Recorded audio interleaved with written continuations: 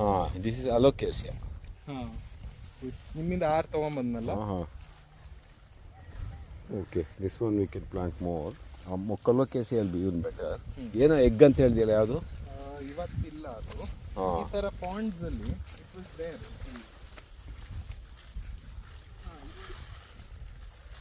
ಈ ಥರ ಬಬಲ್ ಥರ it was all filled in between these things, no? Mesh ಥರ ಇತ್ತು.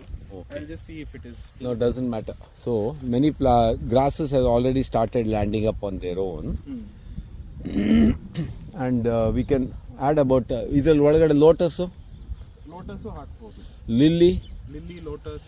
ಓಕೆ, ಲಿಲ್ಲಿ ಲೋಟಸ್ ಎಲ್ಲ ನೆನ್ಪಿಟ್ಕೊ. ಹಾಂ, ಲಿಲ್ಲಿ ಲೋಟಸ್ಸು, ಆಮೇಲೆ ಕೆಲವು ರೀಡ್ಸು, ಆಮೇಲೆ ಇದು ಸ್ಯಾಜಿಟೇರಿಯಾ, ಐಪೋಮಿಯಾ ಅಕ್ವಾಟಿಕಾ, ಆಮೇಲೆ ಇದು ಪಂಡಾನಸ್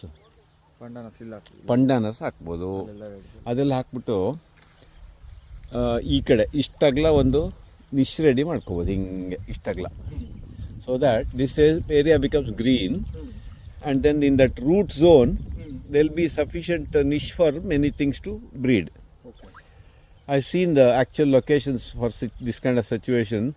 Right plants we have, we'll plant it off this year. So this area will cover as a make it as a niche. It never goes underwater, is it? It sometimes goes underwater after. Up to how much? Till day before yesterday water was still here. Okay, that much water. Max to max till your knee. And how long that knee deep water will last? Maybe 1 or 2 weeks. One maximum. 2 weeks ನೀರಲ್ಲಿ ನಿಂತ್ಕೊಂಡಿರೋಕ್ಕಾಗೋ capacity ಇರೋ ಗಿಡಗಳು ನೆಡಬೇಕು. 2 ವಾರ ನೀರಡಿ ಇದ್ರೆ ಕೊಳ್ತೋಗ್ಬಾರ್ದು ಅಲ್ವಾ ಅಂತ select ಮಾಡಬೇಕು. ಹಾಂ, ಓಕೆ.